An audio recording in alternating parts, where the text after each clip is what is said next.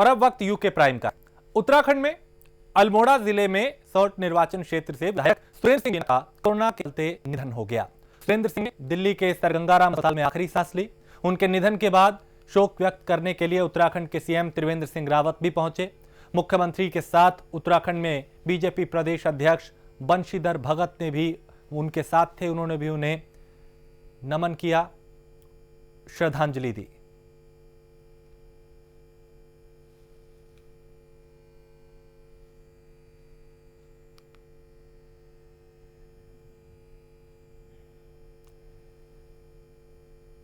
तो शोक व्यक्त करने पहुंचे मुख्यमंत्री त्रिवेंद्र सिंह रावत। बीजेपी विधायक का कोरोना से निधन हुआ। इससे पहले भी कोरोना कई नेताओं को, कई मंत्रियों को अपनी आगोश में ले चुका है। यह संकट काल, एक मुश्किल वक्त, जरूरत सावधान रहने की, नियमों का पालन करने की। सर्ट निर्वाचन क्षेत्र से विधायक थे, उनका निधन कोरोना के चलते हुआ।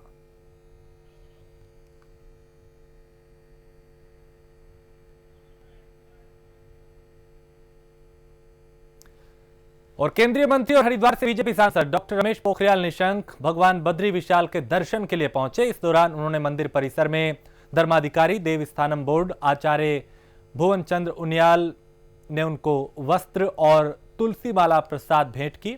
हरिद्वार से सांसद रमेश पोखरियाल निशंक केंद्रीय मंत्री बनने के बाद दूसरी बार उत्तराखंड के बद्रीनाथ धाम पहुंचे।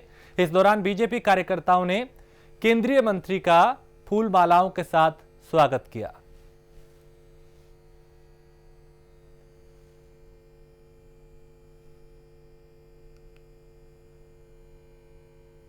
तो बीजेपी कार्यकर्ताओं ने उनका जोरदार स्वागत किया और मंत्री बनने के बाद दूसरा ऐसा मौका था जब डॉक्टर रमेश पोखरियाल निशंक यहां पहुंचे।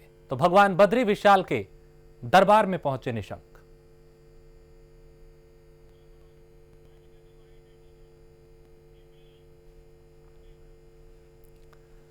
वहीं बिहार विधानसभा चुनाव में एनडीए की जीत के बाद अब उत्तराखंड की राजनीति में भी चुनाव की चर्चाएं शुरू हो गई हैं। एनडीए की जीत से उत्तराखंड बीजेपी में खुशी है, जबकि कांग्रेस कार्यकर्ताओं में मायूसी है। इस दौरान बीजेपी और कांग्रेस का क्या कुछ कहना है, उन्हें सुनते हैं।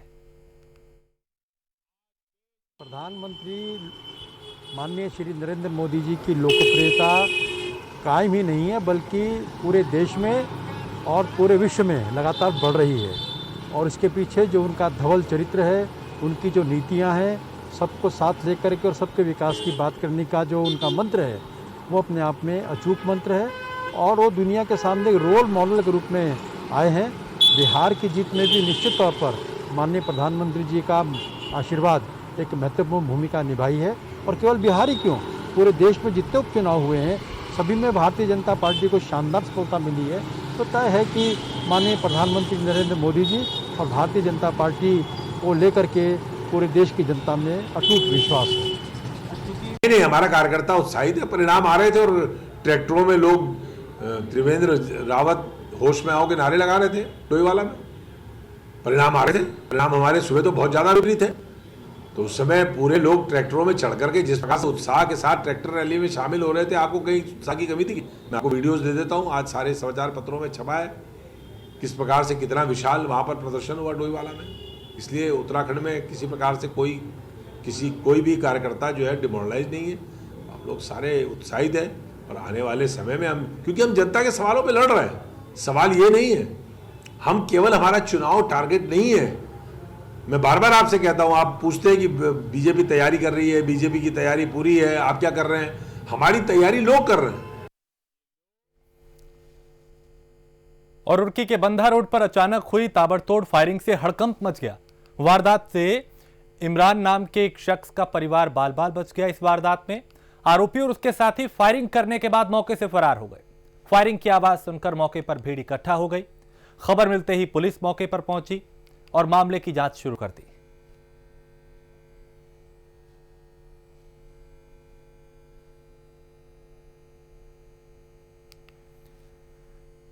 तो पुलिस मामले की जांच कर रही है कि आखिर फायरिंग किसने की, क्यों की और क्या मंशा थी, क्या कोई रंजिश है, आखिर कैसे बदमाश यहां बेखौफ थे।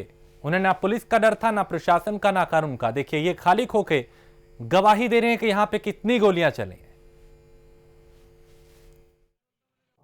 भाई हम तो यहाँ बैठे थे और ऊपर से कोठे पे खड़े हो गए, आवाज आई तो एक लौंडा भाग के यहाँ बढ़ा, तो मैंने उसे पकड़ लिया। मैंने सोचा पता नहीं कौन है भाई, वो क्यों भागा आ रहा एकदम घर में।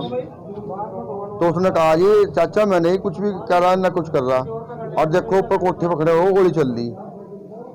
तो मैं जब बाहर निकले देखा तो एक तो खुशनूर त्यागी था और एक था वो लौंडा फिरोज का बागेश्वर। 5 गोली मारी उन्होंने, दरवाजे में 5 पार हो गई। एक गोली मिली वहाँ पड़ी हुई, 315 कारतूस था, दरोगा साहब ने लिया। पहलवान हैं जो बता रहे हैं कि करीब आधे पौन घंटे पहले इनके घर के सामने की छत से इनके घर की तरफ फायर हुआ है और करीब 5 पिस्टल के फायर हुए हैं। उनके द्वारा 6 कारतूस भी बरामद करके उपलब्ध कराए हैं पुलिस को। इसके अलावा 315 बोर का कारतूस भी दिया गया है जो नाली से बरामद हुआ है। इनका कहना है कि खुशनूर त्यागी नाम का एक व्यक्ति तो कुछ दिन पहले इनसे झगड़ा हुआ था किसी बात को लेकर के, उसके द्वारा घटना कारित की गई है। पुलिस द्वारा सभी बिंदुओं पर जांच की जा रही है और जो भी तथ्य प्रकाश में आएंगे उसके हिसाब से कार्रवाई की जाएगी। कितने लोग थे? इनका कहना है कि 4 लोग थे, एक खुशनूर त्यागी और अन्य 3 लोग कह रहे हैं जिन्हें लोग नहीं जानते। रुद्रपुर में हुए पार्षद हत्याकांड वारदात को अंजाम देने वाले एक और शूटर को पुलिस टीम ने गिरफ्तार किया है। पकड़े गए आरोपी को पुलिस ने उत्तर प्रदेश के बरेली जिले से गिरफ्तार किया। वहीं आरोपी के पास से वारदात में इस्तेमाल किया गया तमंचा और कारतूस भी कई बरामद हुए हैं। पुलिस पूछताछ कर रही है ताकि और आपराधिक वारदातें जो हैं उनका भी खुलासा हो और क्यों इसने हत्या की, क्या उसके पीछे मंशा थी, इन तमाम सवालों के जवाब भी तलाशे जा रहे हैं। यह इस मामले में तीसरी गिरफ्तारी है। तो इसको बरेली से गिरफ्तार किया गया है। ये फिरोजाबाद का रहने वाला है। सीसीटीवी फुटेज में जो ब्लैक में दिख रहा है उसके हाथ में आला कत्ल है, उसको भी बरामद किया गया इससे। मसूरी जिले से एसडीएम मनीष कुमार लगातार छापेमारी कर रहे हैं। इस कार्रवाई के दौरान प्रदूषण करने वाले पटाखों को लगातार जब्त किया जा रहा है। दरअसल जिले में सिर्फ ग्रीन पटाखे जलाने की इजाजत है, लेकिन गलत तरीके से मार्केट में लाए गए पटाखों को अब लगातार उनके खिलाफ, जो दुकानदार इन्हें बेच रहे हैं उनके खिलाफ भी कार्रवाई की जा रही है और पटाखों को जब्त किया जा रहा है।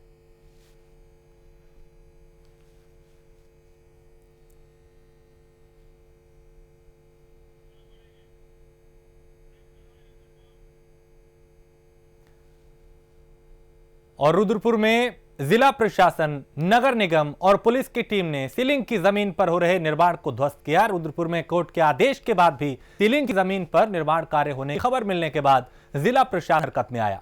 यह पूरी कार्रवाई तहसीलदार अमृता शर्मा की देखरेख में हुई।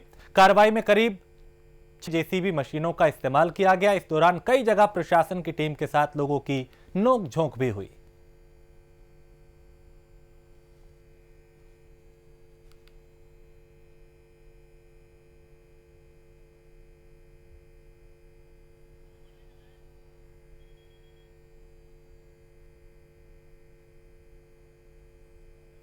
तो प्रशासनिक अधिकारियों की देखरेख में भारी पुलिस बल की मौजूदगी में अवैध निर्माण पर प्रशासन का पंजा चला। मसूरी में एसटीएफ की एंटी ड्रग टास्क फोर्स ने नशे के खिलाफ अभियान चलाया। इस कड़ी में मसूरी के बारलूगंज जीबी बैंड के पास से 2 तस्वीरों जो तस्कर थे उन्हें 2.5 किलो चरस के साथ गिरफ्तार किया गया। पकड़े गए दोनों तस्कर उत्तरकाशी के रहने वाले हैं और मामले में मसूरी कोतवाली में मुकदमा दर्ज किया गया है।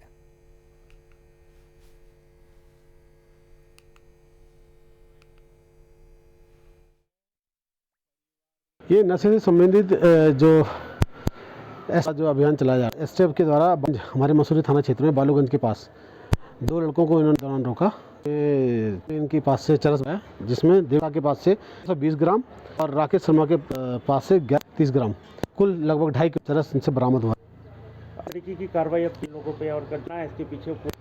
हाँ, इस पास में पता चला है कि काशी से ये चरस लेके आते हैं। इनके द्वारा बताया कि हमें उनके नाम नहीं मालूम क्योंकि वो हमें बाहर मिलते हैं और बाहर ही हमें चरस देते हैं। जब हमें भी इनसे पूछताछ की गई, जानकारी बताई जा रही है। हो सकता है कि आगे सफलता मिले और जो नेटवर्क उसका भी खुलासा हो। और लालकुआ तहसील में तैनात पटवारी ने अपने अधिकारियों पर मानसिक उत्पीड़न का आरोप लगाया। पटवारी इकबाल अहमद का कहना है कि उसके बड़े अधिकारी उसके पर मानसिक उत्पीड़न उनका करते हैं। वहीं पीड़ित ने उच्च अधिकारियों पर सरकारी आदेश न मानने का आरोप लगाया। पीड़ित का कहना है कि रजिस्ट्रार कानूनगो के पद पर पदोन्नति करते हुए उन्हें नैनीताल तहसील भेजने की बात कही जा रही है, लेकिन अधिकारी बात मान नहीं रहे।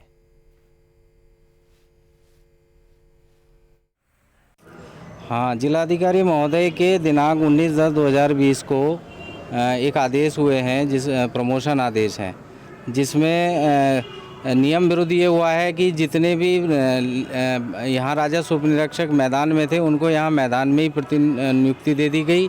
और मैं जो कि मेडिकल बेस पे जिलाधिकारी महोदय के आदेश 14 अगस्त 2015 को मानवीय कार्य और चिकित्सा के आधार पर संबद्ध हूँ।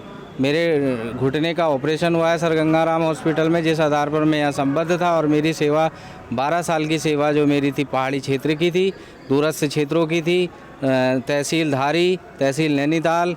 उसके बावजूद मुझे इतने, और मैं राजस्व उप निरीक्षक मैदानी हूँ, मुझसे ज़बरदस्ती राजस्व उप निरीक्षक पहाड़ का कार्य कराया गया। ओबीसी के 4 पद थे, जिसमें दो पद मैदानी में मेरा था, एक को तो मैदान तहसील में भेजा गया। और यहाँ एक छोटे से ब्रेक के लिए रुकेंगे, फौरन लौटेंगे। और डोईवाला विकासखंड में ई कचरा प्रबंधन परियोजना के अंदर स्पेक्स देहरादून और Uttarakhand state council for science and technology ने national mission on Himalayan study के आर्थिक सहयोग से निःशुल्क 7 दिनों का प्रशिक्षण कार्यक्रम चलाया है। इस कार्यक्रम का मुख्य उद्देश्य विकासखंड के आर्थिक रूप से कमजोर युवकों एवं युवतियों को एलईडी, झालर, बल्ब, ट्यूबलाइट और नाइट लैंप बनाने के साथ ही रिपेयरिंग करने की ट्रेनिंग भी दी गई है, जिसमें ये सभी प्रतिभागियों को स्वरोजगार के लिए तैयार किया जा सके। इस परियोजना के अंतर्गत स्पेक्स संस्था डोईवाला विकासखंड में ये काम कर रही है। एक तरीके से तैयार किया जा रहा है उन युवाओं को, उन महिलाओं को, युवतियों को जो खुद इस काबिल हो कि स्वरोजगार कर सके। उन्हें ट्रेनिंग दी जा रही है, विशेष प्रशिक्षण दिया जा रहा है। यानी 7 दिन तक यह कार्यक्रम चला।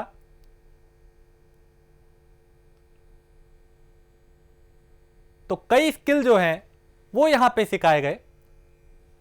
इलेक्ट्रॉनिक से रिलेटेड झालर, बल्ब, ट्यूबलाइट और लैंप बनाने के साथ ही उन्हें कैसे रिपेयर किया जाता है, इस बारे में बताया गया। एक तरीके से ट्रेनिंग दी गई। ये असल में इसकी जो पूरी मंशा है वो ये है कि हमारा जो इलेक्ट्रॉनिक वेस्ट है उसको गांव में ही रिपेयर हो सके, घर पे ही रिपेयर हो सके, उससे आय अर्जित हो सके। क्योंकि वेस्ट कुछ नहीं होता, सबकी वैल्यू है। क्योंकि मोबाइल खराब होता है तो उसकी भी वैल्यू है। तो उस वैल्यू को गांव के लोग, शहर के लोग समझे और साथ के साथ नए आय के स्रोत, जैसे एलईडी बल्ब नया भी बनाएंगे या पुराना भी ठीक करेंगे, ट्यूबलाइट नया बनाएंगे, पुराना ठीक, सोलर लाइट्स है, मोबाइल है, सोलर स्ट्रीट लाइट्स हैं, ये सब बनाएंगे भी, पुराने रिपेयर भी करेंगे, बिल्कुल करेगा। और साथ के साथ हम डोईवाला एक नया जो है मोमेंटो, क्योंकि जो हैंडीक्राफ्ट में आप देखेंगे हमारे बहुत सारे हैंडीक्राफ्ट नहीं है, लेकिन एक नया हैंडीक्राफ्ट इंट्रोड्यूस करेगा डोईवाला ब्लॉक। और उत्तराखंड में बीजेपी की तरफ से चलाए जा रहे प्रशिक्षण शिविर का आज ऋषिकेश में समापन हुआ।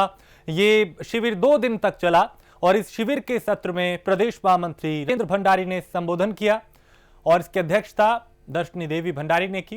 कार्यक्रम के पहले सत्र में मुख्य वक्ता के रूप में राजेंद्र भंडारी ने बताया कि जनसंघ की स्थापना 31 अक्टूबर 1951 को हुई, जिससे बनी भारतीय जनता पार्टी आज दुनिया की सबसे बड़ी राजनीतिक पार्टी है।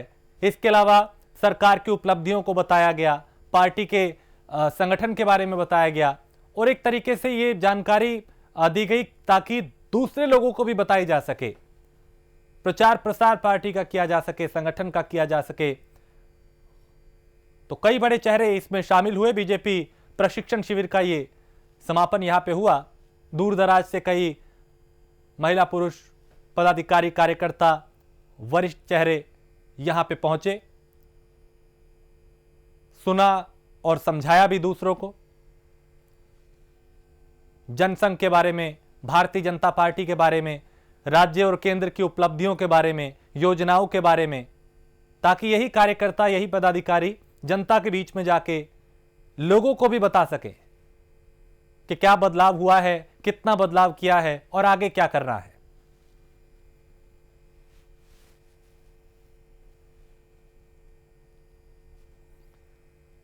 तो पिछले और सबका प्रशिक्षण हो रहा है और मार्गदर्शन हो रहा है और निश्चित 2022 को लेकर ही प्रशिक्षण हो रहा है और 2022 को लक्ष्य मान लिया और प्रत्येक कार्यकर्ता घर घर जाके प्रचार प्रसार करेंगे। उत्तराखंड सरकार की नीतियों को घर घर पहुंचाएंगे, केंद्र सरकार की नीतियों को घर घर तक पहुंचाएंगे।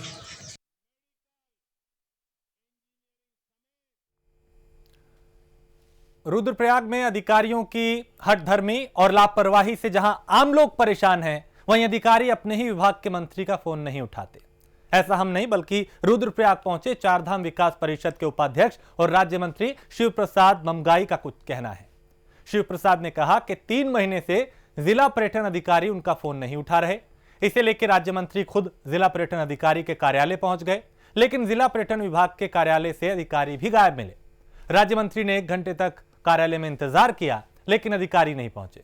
हालांकि पर्यटन अधिकारी जनपद में ही मौजूद थे। राज्य मंत्री ममगाई का कहना है कि पर्यटन विभाग उनके अधीन होने के बावजूद जिला पर्यटन अधिकारी उनका फोन रिसीव नहीं करते। ऐसे अधिकारियों को बिल्कुल बर्दाश्त नहीं किया जाएगा।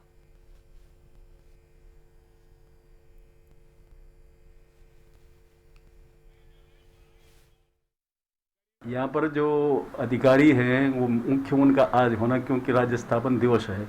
राज्य स्थापन दिवस पर जो है इनको यहाँ अपने ऑफिस में और अच्छी तरह से जो है अपनी कार्य शैली का प्रदर्शन करते हुए, विकास व्यवस्थाओं को दिखाते हुए लोगों का जो है साथ देना चाहिए, न कि नदारत होना।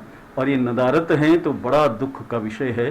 और इस तरह से, क्योंकि हमारा विकास परिषद है, पर्यटन के लिहाज से जो है धार्मिक पर्यटन हो और चाहे हमारा जो है पर्यटन के रूप में ये लोग ही जो है मुख्य हैं यहाँ पर। और रुद्रप्रयाग एक ऐसा क्षेत्र है जिस क्षेत्र में जो है संवेदनशील भी है और दूसरे में दोनों धामों का जो है मार्ग यहीं से जाते हैं। इसलिए यहाँ के अधिकारियों को इस प्रकार की लापरवाही बरतना एक हमारे लिए ही खतरे से बाहर है। अधिकारी अपनी मन मर्जी करें तो ये हम जो है इस बात को सहन नहीं करेंगे, चाहे हम पद पर रहें या न रहें, लेकिन नागरिक हम यहाँ के हैं। हमारा दायित्व और कर्तव्य बनता है इस जिले को बहुत अच्छा सुव्यवस्थित करना, ये मेरी प्रथम प्राथमिकता है। लालकुआ में अपराध, कानून व्यवस्था और आगामी त्योहार को लेकर बैठक आयोजित की गई, जिसमें कोतवाल सुधीर कुमार ने सभी उप निरीक्षकों और पुलिस कर्मियों को आगामी त्योहार के मद्देनजर मेन बाजार, रेलवे स्टेशन और चौराहों पर सुरक्षा व्यवस्था चाक चौबंद रखने के निर्देश दिए। साथ ही उन्होंने दीपावली के मद्देनजर सुरक्षा की दृष्टि से पटाखे निर्धारित चिन्हित स्थानों पर बेचने और भैया दूज के पर्व पे महिलाओं और बच्चियों की सुरक्षा के लिए अलर्ट रहने के लिए कहा। यानी हर चौक चौराहे पे पुलिस कर्मियों को ये कहा कि वो सुरक्षा को बढ़ाएं। त्योहारी सीजन है, किसी तरह की कोई अप्रिय घटना ना हो, इसका विशेष ध्यान रखा जाए। सभी उप निरीक्षकों और पुलिस कर्मियों को ये निर्देश दिए गए। महिलाओं की सुरक्षा सुनिश्चित की जाए, सुरक्षा व्यवस्था को बढ़ाया जाए, तलाशी अभियान चलाया जाए।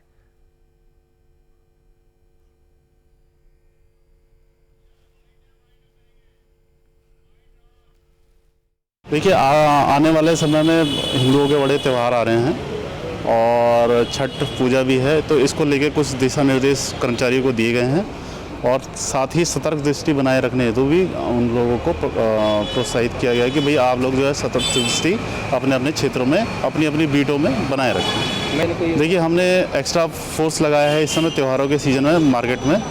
इसके अलावा जो हमने महिला चीता लगा रखी है और मेल चीता अलग से लगी है, कुछ अलग से फोर्स लगा है और हम लोग ने अपनी फोर्स बढ़ा दी है। और साथ ही हम जो बाहर से आने वाले व्यक्तियों हैं उनका भी सत्यापन कर रहे हैं। छोटे बच्चों पे जो छोटी मोटी दुकानें लगाते हैं उन पे हमारी विशेष तौर पे जो है सतर्क दृष्टि रखेंगे ताकि उनके साथ में कोई अपराध घटित ना हो पाए। और इसी के साथ इस बुलेटिन में फिलहाल इतना ही। देश प्रदेश की बाकी खबरों के लिए आप देखते रहिए प्राइम न्यूज।